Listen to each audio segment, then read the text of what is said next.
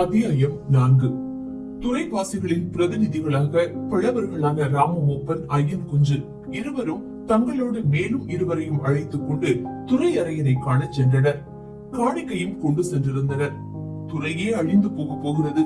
துறை அறையனிடம் முறையிட வேண்டும். செம்மன் குஞ்சுவுக்கு வயசு பெண்ணொருத்தி இருக்கிறாள். அவளை கட்டி கொடுக்காமல் வீட்டோடு வைத்துக் கொண்டிருக்கிறான் அவன். கடற்கரை எங்கும் சுற்றி கொண்டிருக்கிறாள் அவள். இதைத்தான் முக்கியமாக தெரிவிக்க எண்ணினார்கள். துறையறையனும் முறையீட்டை கவனமாக செவிசாய்த்து கேட்டார். வேண்டிய நடவடிக்கைகள் எடுப்பதாகவும் வாக்குறுதி தந்தார். தங்கள் முறையீடு துறையறையனுடைய மனதில் உரைக்கவில்லை என்று ஐயன் குஞ்சுவுக்கு தோன்றிற்று. விஷயத்தின் முக்கியத்துவத்தை துறையறையன் உணர்ந்து கொண்டதாகவும் அவனுக்கு படவில்லை. எனவே துறையறையன் வாக்குறுதி தந்த பின்னரும் நின்ற இடத்திலேயே அவர்கள் அசையாது நின்று கொண்டிருந்தனர். அவர் கேட்டார், எதுக்கு எல்லாரும் நின்னுகிட்டு இருக்கீங்க? ஐயன் மற்றும் ஒரு புகார் சொன்னான். அந்த குட்டி கடற்கரையை அழிச்சு போடணும்னு நிக்குது. அதே சமயத்துல செம்மன் குஞ்சு தோணியும் வலையும் வாங்க போயிருக்கான். இந்த விஷயம் துறை அரியனுக்கு தெரியாது. செம்மன் குஞ்சு கையில ஏது பணம் என்று கேட்டார் அவர். பழவர்களுக்கு அது தெரியாது. மிகவும் அடக்கமாக ஐயன் குஞ்சு ஒரு சந்தேகத்தை கிளப்பினான். அவன் மறக்கான், அது தெரிஞ்ச விஷயம். இவ்விடத்துல இருந்து தோணியும் வலையும் வாங்க உத்தரவு கிடைச்சதான்னு தெரியல. சி, நான் உத்தரவு கொடுக்கல. அவன் என்கிட்ட கேட்கவும் இல்ல. துறையில இருக்கிற நாங்க இனிமே என்ன செய்யணும்னு தெரிஞ்சா தேவல. துறையறையன் சிறிது நேரம் சிந்தனையில் ஆழ்ந்து விட்டு பேசினார். காலம் மாறி போச்சுன்னு நினைச்சுக்கிட்டு இருக்கான் போல இருக்கவன். அதை ஒரு முனகலில் ஐயன் கொஞ்சம் ஆமோதித்தான். துறையறையனிடமிருந்து ஒரு உத்தரவு பிறந்தது. அவன் தோணி வாங்கிட்டு வரட்டும். யாராவது வேலைக்கு போறதானா என்னைய பார்த்து முன்னால சொல்லணும். அப்படியே செய்யறோம் என்றான் ஐயன் குஞ்சு. ஆனா சில சின்ன பயல்கள் இருக்காங்க. அவங்க என்ன செய்ய போறாங்களோ? வேலாயுதனை மனதில் எண்ணிக்கொண்டுதான் ஐயன் குஞ்சு இதை சொன்னான். ஆனால் துறையறையன் இதை ஒரு பெரிய விஷயமாக எடுத்துக் கொள்ளவில்லை. தனது அதிகாரத்தை பகிரங்கமாக எதிர்க்கக்கூடிய காலம் இன்னும் வந்துவிடவில்லை என்பது அவருக்கு தெரியும். அதை நான் பாத்துக்கிடுறேன். தோணியும் வரையும் வாங்க நான் உத்தரவு கொடுக்கலன்னு நீங்க துறையில எல்லார்கிட்டையும் சொல்லிவிடுங்க. வெற்றி வாகை சூடிவிட்ட உற்சாகத்தோடு ராமன் மூப்பனும் ஐயன் குஞ்சுவும் திரும்பி சென்றனர். அவர்கள் துறை அறையனின் உத்தரவை வீடு வீடாக ஏறி இறங்கி சொன்னார்கள். இதற்கு வேலாயுதன் மட்டும் பணிய மாட்டான் என்பதுதான் ஐயன் குஞ்சுவின் தீர்மானம். இளங்கன்று பயம் அறியாது. இந்த விஷயங்கள் எல்லாம் சக்கிக்கு தெரிய வந்தது. துறை அறையனுடைய கோபத்துக்கு ஆளாகி சிதறுண்டு அழிந்து போன குடும்பங்கள் பல. இரவோடு இரவாய் ஊரை விட்டே ஓடி சென்ற குடும்பங்களும் பல உண்டு. அவ்வாறு சென்றாலும் மற்றொரு கடற்கரையை அடைந்து அரையர்கள் போல் வாழ்ந்து விடவும் முடியாது. துறை அறையன் பிறப்பித்துள்ள உத்தரவின் கால்கள் திக்கட்டும் விரியும். இப்படி தர்மசங்கட நிலையில் மாட்டிக்கொள்பவர்கள் மதம் மாறி சென்று விடுவதுதான் வழக்கம். ஆனால் சமீப காலமாக பழைய கட்டுப்பாடுகள் தளர்ந்து வருகின்றன. காலம் மாறுகிறது அல்லவா? ஆனால் இன்றும் துறை அறையன் கட்டளையிட்டு விட்டான் என்றால் வேலைக்கு ஆட்கள் வருவது சந்தேகம்தான். வராத நிலைமை ஏற்பட்டாலும் ஏற்பட்டுவிடும். ஊர் விலகி வாழும். ஊரார் விலக்கியும் வைத்து விடுவார்கள். தோணியும் வரையும் வாங்க செல்வதற்கு முன்பே அரையனுக்கு உரிய காணிக்கை செலுத்தி சம்மதம் பெற்றிருக்க வேண்டும். சொல்ல போனால் அவர்கள் யாருக்கு என்ன தீங்கிழைத்தனர்?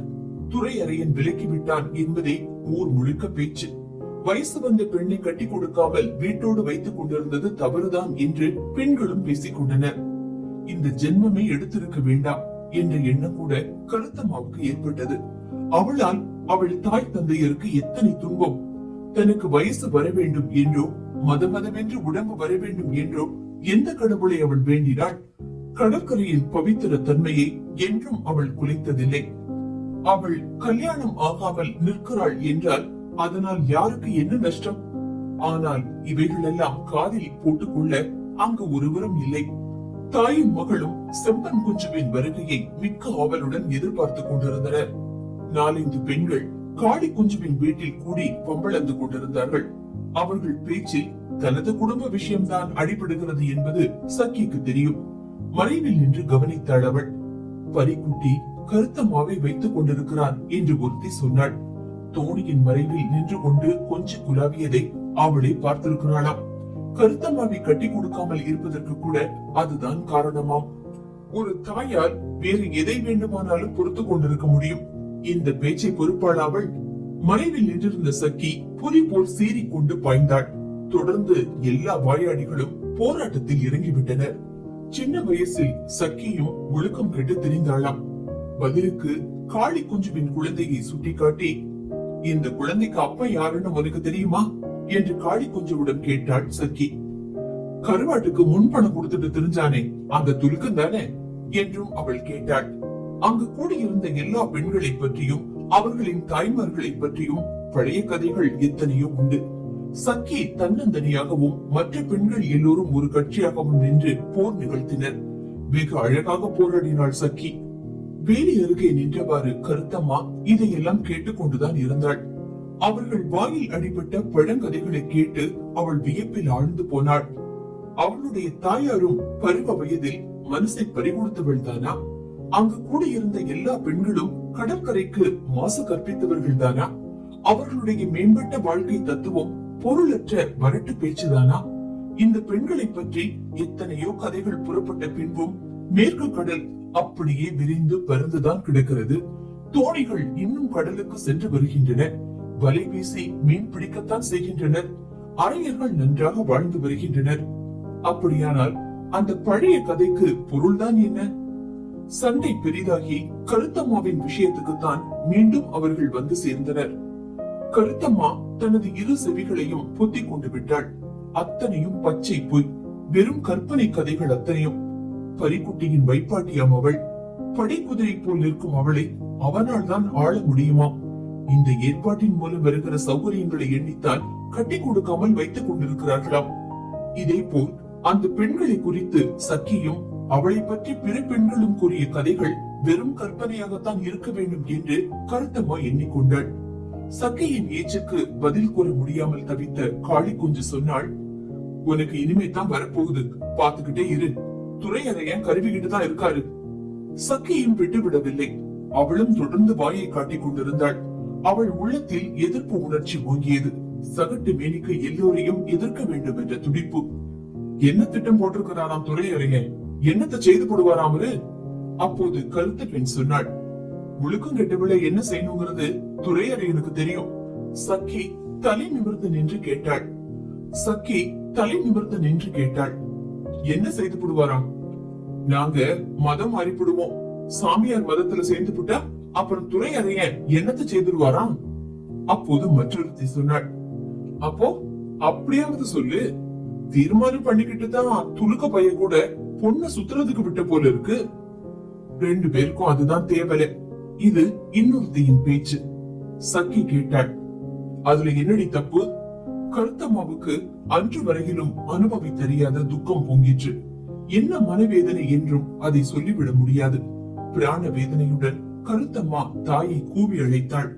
வாய் வலித்ததோ என்னவோ சக்கியும் வீடு திரும்பினாள். வீட்டுக்கு வந்த பின்பும் சக்கி ஏதேதோ முணுமுணுத்துக் கொண்டுதான் இருந்தாள். கருத்தம்மா என்னென்னவோ கேட்க எண்ணினாள். தைரியம் இல்லை. மதம் மாறி சென்று விடுவோம் என்ற வார்த்தைகள் அவளுடைய செவியில் முழங்கிக் கொண்டிருந்தன. நரம்புகள் சூடேறின. தாங்க முடியாத வெப்பம். மனதை பறிகொடுப்பது என்பது எத்தனை இயற்கையான காரியம். அவளுடைய இதயம் கொள்ளை போய்விட்டது. செம்படவர்களான அவர்களுடைய வாழ்க்கை துன்பமயமானது, அபாயம் நிறைந்தது. அந்த வாழ்க்கை முறையில் இருந்து ஊறி உருவெடுத்த சன்மார்க்க எண்ணங்கள், நம்பிக்கைகள் ஆகியவற்றை அடித்தளமாக கொண்டெழுந்த கற்கோட்டை ஒன்று உண்டு. அதனுள் அவர்கள் வாழ்ந்து வருகிறார்கள்.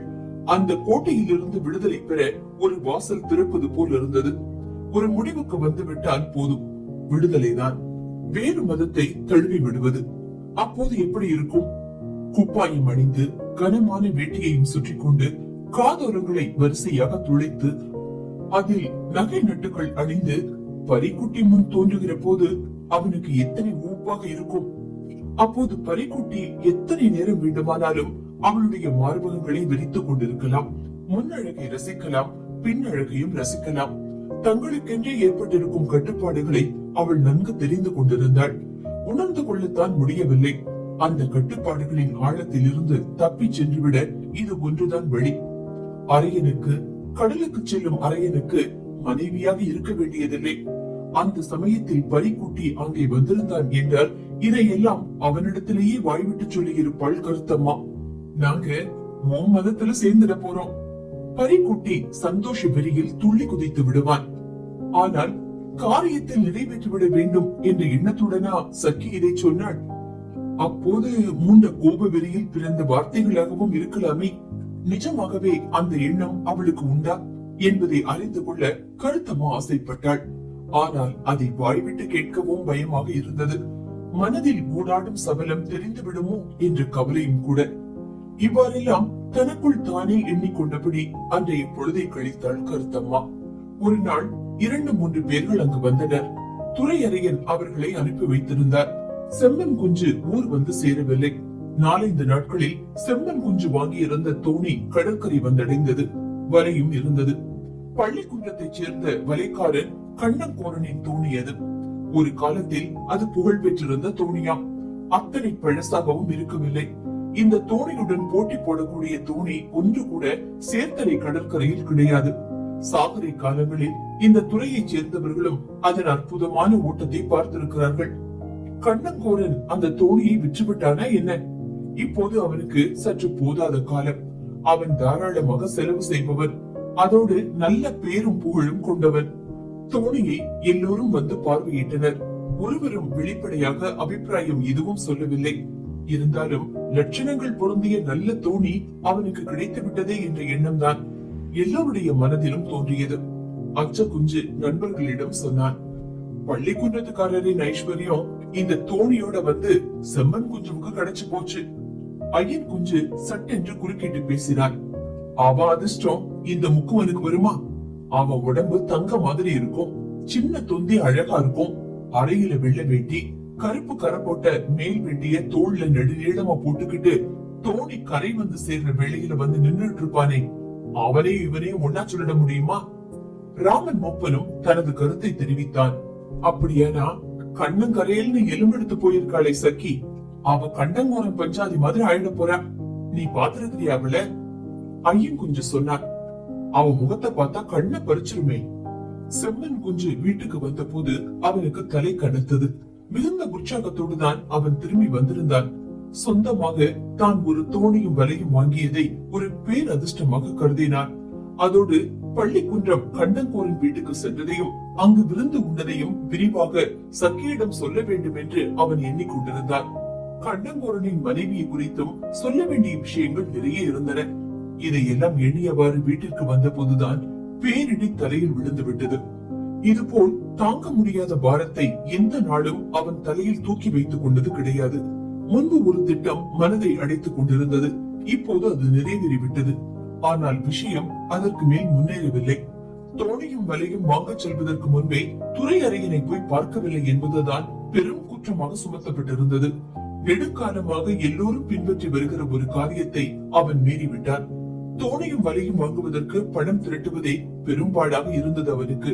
அந்த பணத்திலிருந்து 10-15 ரூபாய் கூட எடுக்க முடியாமல் தான் இருந்தது.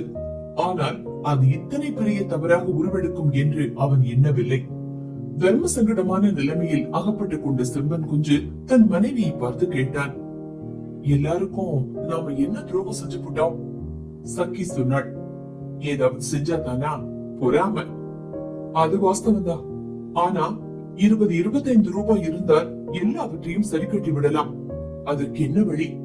தோணிக்கு துணை சாமான்கள் வாங்க மேலும் பணம் தேவையாக இருந்தது. கைவசம் ஒரு ஐலை வலி மட்டும்தான் இருந்தது. தனது தலைமையில் சுமந்திருக்கும் பொறுப்புகளை செம்மன் குஞ்சு சக்கியிடம் ஒவ்வொன்றாக சொல்ல ஆரம்பித்தான். வேறு யாரிடம் சொல்வான் அவன்? அவன் பேச்சை கேட்கத்தான் வேறு யார் இருக்கிறார்கள்? ஆனால் சக்கி அவனுக்கு ஆறுதல் சொல்லவில்லை. அவள் கேட்டாள், அப்படியானா எதுக்கு இந்த இழவை எல்லாம் தூக்கி தலையில வச்சுக்கிட்டியாம்? செம்மன் குஞ்சு வாயை திறக்கவில்லை. தாங்க முடியாத பாரத்தை தலையில் தூக்கி வைத்துக் கொண்டு விட்டோமே என்ற எண்ணம் அவனுக்கும் ஏற்பட்டிருக்கலாம். மன தெம்பையும் இழந்து விட்டான்.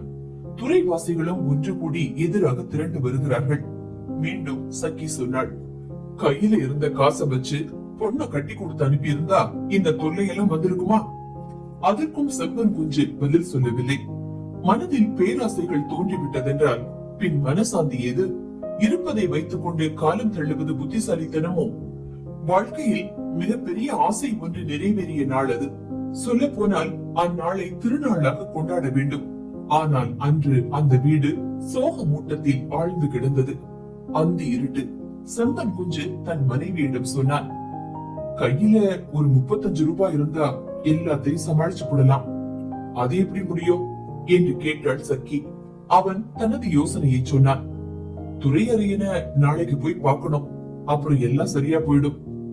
நமக்கு மத்தி வலையும் தாங்க வலையும் வாங்க வேண்டாமா? அதெல்லாம் சமாளிச்சு போடுவேன். மூங்கில் குழலினுள் போட்டு மண்ணுக்குள் புதைத்து வைத்திருந்த காசையும் எடுத்து வந்து செம்மன் குஞ்சு கையில் கொடுத்தாள் சக்கி. அவனுடைய சிறு சேமிப்பும் செலவாகிவிட்டது. சக்கி செம்மன் குஞ்சுவை விமர்சித்தாள். விழி பிறந்தது. இப்ப தெரியுதா, ஒரு மஞ்சாடி எடை நகை நட்டாவது செஞ்சு வச்சுக்கிட்டோமா? அன்னைக்கு நான் சொன்னப்போ ஒரு பொருட்டா படல. செம்மன் குஞ்சுவும் அதை ஒப்புக்கொண்டாள். சக்கி, ஒரு வழிதான் எனக்கு தட்டுப்படுது. என்னது? அதாவது, அதை கூறி முடிக்க மிகவும் தயங்கினான் செம்பன் குஞ்சு. அந்த பயலை புடிச்சிட்டா காரியம் முடிஞ்சிடும். சக்கி செம்பன் குஞ்சுவின் வாயை பொத்தினாள். கருத்தம்மா தூங்கி விட்டாளா இல்லையா என்பது சக்கிக்கு தெரியாது. சக்கியின் கையை அகற்றிவிட்டு செம்மன் குஞ்சு கேட்டான், என்ன விஷயம்? மெதுவா பேசு. என்னன்னு சொல்லேன். சக்கி சொல்ல வேண்டிய விஷயத்திலேயே செம்மன் குஞ்சு தெரிந்து கொள்ளக்கூடாத பகுதிகள் உண்டு. சொல்ல போனால் எந்த தகப்பனுக்கும் ருசிக்காத விஷயங்கள் அவை. இருந்தாலும் இப்போது கேட்ட மட்டுக்கும் ஒன்றும் சொல்லாமல் இருக்க முடியாது. செம்மன் குஞ்சுவோ மீண்டும் அதையே கேட்டுக் கொண்டிருந்தான். சக்கி அவனுடைய காதினுள் முணுமுணுத்தாள். அது கருத்தம்மா சொல்லுது, வெக்கங்கட்ட காரியமா, தெரிஞ்சா சண்டைக்கு வந்துடும். அப்புறம் என்ன வழி சொல்லு. நானும் அதையேதான் யோசிச்சுக்கிட்டு இருக்கேன். அவ இங்க இருக்கானா? இருப்பான். நான் போய் பார்த்துட்டு வரேன். சக்கி பேசவில்லை. செம்மன் குஞ்சு வாசல் கதவை திறந்து கொண்டு வெளியே சென்றார். கருத்தம்மா தூங்கிக் கொண்டிருந்தாள். அவளுக்கு ஒன்றுமே தெரியாது. சிறிது நேரத்தில் செம்மன் குஞ்சு திரும்பி வந்து சேர்ந்தான். அவனுடைய முகம் மலர்ந்திருந்தது. விஷயம் கைகூடி விட்டது என்பது வெளிப்படை. ஐயோ பாவம், சாது பையன், ரொம்ப நல்ல ஆளாவே. கையில 30 ரூபாய் இருந்தது, கேட்டேன், அவன் அப்படியே தந்து புட்டான். சக்கிக்கு ஆறுதல் ஏற்பட்டது என்றாலும் அதன் மத்தியில் சஞ்சலமும் பிறந்தது. அந்த பணத்தை பொறுத்த வரையில் மனதுக்கு ஒரு குறை தெரிகிறது. கருத்தம்மா சொன்னதும் அதுதானே? சரிதான். எதிர்வார்த்தை சொல்லாமல் கேட்கிற கைக்கெல்லாம் பணம் தந்து கொண்டிருப்பது என்றால் அதற்கு பொருள் என்ன, காரணம் என்ன? முக்கியமான கேள்விதான். எல்லாம் கருத்தம்மாவை நினைத்துதானே?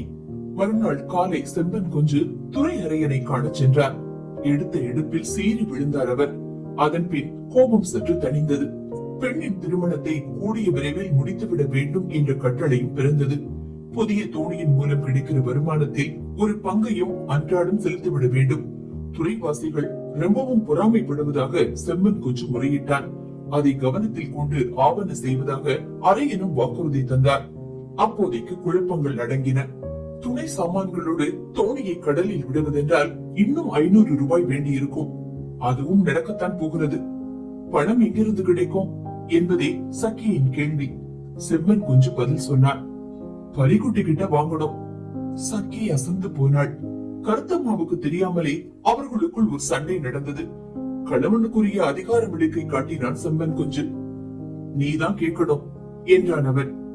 என்னால முடியாது. அப்படியானா தோணி மண்ணா போகட்டும். போகட்டும் இப்படி சொன்னாலே தவிர எப்படியும் போகட்டும் என்ற எண்ணத்தில் இருக்க முடியவில்லை அவளால். அவள் மனம் அதற்கு இடம் கொடுக்கவில்லை. செம்மன் குஞ்சு தனது முடிவை உறுதியாய் பிடித்துக் கொண்டு விட்டான்.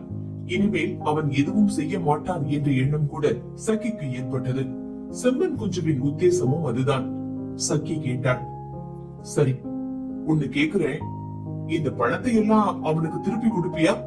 கொடுப்பேன் என ஒப்புக்கொண்டான் அவன். வட்டி சகிதம் கொடுப்பதாகவும் சொன்னான். அந்த தடவையும் சக்கி பரிக்குட்டியிடம் பணம் கேட்டாள். இரவு வேளையில் கிட்டணியில் கருவாடு விற்பனை செய்யப்பட்டது. செம்மன் குஞ்சுவின் தோணிக்கு துணை சாமான்களும் ஏற்றப்பட்டன. எல்லாம் தயாராகிவிட்டது. அடுத்தது வேலையாட்கள் விஷயம்தான். துறையறையன் பலவர்களுக்கு சொல்லி அனுப்பி வேண்டிய ஏற்பாடுகள் செய்து கொடுத்தார். சொல்ல போனால் அது ஒரு சின்ன விஷயம்தான். தோணியை பார்த்த மாத்திரத்திலேயே எல்லோருக்கும் வேலைக்கு வர ஆசைதான். செம்மன் குஞ்சு தன்னிடம் யோசனை கேட்பான் என்றும் தன்னையும் வரும்படி அழைப்பான் என்றும் அச்ச குஞ்சு நம்பிக்கொண்டிருந்தான். இதை வியாஜமாக கொண்டு அவன் வீட்டில் ஒரு பூசல் கிளம்பிற்று. அவசியம் என்றால் துறையறையன் கட்டளையை மீறவும் அவன் தயார். செம்மன் குஞ்சு சிறு பிராயத்திலிருந்தே அவனுடைய நண்பன். ஆனால் 1-2 முறை நேரில் சந்தித்தும் கூட ஒரு வார்த்தை பேசவில்லை செம்மன் குஞ்சு. கடற்கரையில் இருந்து 12 பேரை செம்மன் குஞ்சு தேர்ந்தெடுத்தான். அவர்களில் அச்சு குஞ்சுவும் ஒருவன் அல்ல. தோணியை கடலில் இறங்குவதற்கு முன்தினம் ஒரு சிறிய சடங்கு நடத்த வேண்டும். வேண்டியவர்களுக்கு விருந்திட வேண்டும். மளிகை சாமான்களை ஹசன் குட்டி கடையில் இருந்து செம்பன் குஞ்சு கடனாக பெற்றுக் கொண்டான். காக்காழம், புன்னப்புரை வட்டாரங்களில் வசிக்கும் பந்துக்களை நேரில் அழைக்க வேண்டும். செம்பன் குஞ்சு கருத்தம்மாவை அனுப்பி வைத்தாள். கருத்தம்மா சொந்த சிந்தனைகளில் லயித்தவாறு கரையோரமாக நடந்து சென்று கொண்டிருந்தாள். கருத்தம்மா, வியாபாரத்துக்கு மீன் தருவியா எனக்கு? அடக்கமான குரலில் எழுந்த இக்கேள்வி காதில் விழுந்ததும் திடுக்கிட்டாள் அவள். பரிக்குட்டி முன்னால் நின்று கொண்டிருக்கிறான். எந்த திசையிலிருந்து எவ்வாறு தோன்றினானோ அவன். கருத்தம்மா ஒன்றும் பேசவில்லை. அவள் இப்போது பழைய கருத்தம்மா அல்ல. தலை குனிந்த வண்ணம் அவள் நின்று கொண்டிருந்தாள். பரிக்குட்டி கேட்டாள், கருத்தம்மா, உனக்கு என் மேல கோபமா? அவள் பேசவில்லை. அவளுடைய மார்பு கூடு வெடித்து விடும். அப்படி துடித்தது அவள் இதயம். உனக்கு விருப்பம் இல்லாட்டா நான் பேசல. உண்மையில் அவளுக்கு அவனிடம் பேச வேண்டிய விஷயங்கள் எவ்வளவோ இருந்தன. எத்தனை கேள்விகள் கேட்க எண்ணினாள் அவள். உன் மதத்தில் சேர்ந்து விட்டுமா என்று கூட அவள் கேட்க எண்ணினாள். கரை ஏற்றி போட்டிருந்த தோணியின் மறைவில் அவள் வாய் திறக்காமல் நின்று கொண்டிருந்தாள். அப்போதும் அவன் அவளுடைய எடுப்பான மார்பகங்களை வெறித்து பார்த்து கொண்டிருந்தாள். சின்ன முதலாளி, அப்படி பார்க்காத என்று அவள் சொல்லவில்லை. தலையை நிமிர்த்தி அவள் கேட்டாள், சின்ன முதலாளி, நான் போகட்டுமா? போவதற்கு பரிக்குட்டியின் சம்மதம் பெற வேண்டுமா என்ன? அவள் பாட்டுக்கு போகலாமே. மனதில் எழுந்த பீதி உணர்ச்சியுடன் அவள் சொன்னாள், ஐயோ, யாராவது பார்த்துருவாங்க. அவள் நடந்தாள். சிறிது தூரம் சென்றதும் பின்னால் இருந்து அவன் கூவி அழைப்பது கேட்டது. கருத்தம்மா. அந்த குரலில் ஏதோ ஒரு விசேஷத்தன்மை ஊடுருவி நிற்பது கருத்தம்மாவுக்கு புறப்பட்டது. அன்று வரையிலும் அவள் மனமோ செவிகளோ அனுபவித்தறியாத விசேஷத்தன்மை அது. தூண்டில் போட்டு இழுத்தது போல் சட்டென்று நின்று விட்டாள் கருத்தம்மா. அவன் அவள் அருகே வரவில்லை. அவன் அண்டையில் வரட்டும் என்பதற்குத்தான் அவள் நின்றாளோ? எத்தனை நேரம் அப்படியே நின்று கொண்டிருந்தார்கள் என்பது இருவருக்குமே தெரியாது. அவள் மனதில் அலை போல் எழுந்த உணர்ச்சிகள் தான் என்ன? கடல் சினம் கொண்டு விடவில்லை. காற்றும் அசையவில்லை. சின்னஞ்சிறு அலைகள் எழும்பி ஒன்றோடு ஒன்று மோதி விழுந்து வெண்ணுரை பரப்பி புன்னகை பூத்தன. கடற்கரையில் நடந்தது ஒரு காதல் நாடகம் தானே. பரிக்குட்டி எவ்வளவோ கேட்க எண்ணினான், எவ்வளவோ சொல்ல எண்ணினான். அத்தனையும் ஒரு கேள்வியாக உருப்பெற்று வெளியே வந்தது. கருத்தம்மா, உனக்கு என்கிட்ட பிரியம் தானே? ஆமா. ஆவல் பொங்க மறு கேள்வி பிறந்தது. உனக்கு என்கிட்ட மட்டும்தானே பிரியம்? அதற்கும் கருத்தம்மா நொடி பொழுதில் பதில் சொன்னாள். ஆமா. அவளுடைய குரலே இடி முழக்கம் போல் அவளை அதிர வைத்தது. அப்போதுதான் அவளுக்கு பிரங்கை திருப்பிற்றோ என்னவோ. பேசிய வார்த்தைகளின் முழு பொருளும் அப்போதுதான் புறப்பட்டது போலும். அவ்வார்த்தைகள் விஸ்வரூபம் பூண்டு அவள் முன் தோன்றி அவளை பழித்தன. அவள் பரிக்குட்டியின் முகத்தை ஏறிட்டு பார்த்தாள். இருவர் விழிகளும் மோதிக்கொண்டன. பேச வேண்டியதெல்லாம் பேசி முடிந்து விட்டது. இருவரும் இனம் தெரிந்து கொண்டு விட்டனர். அவள் நடந்து சென்றாள்.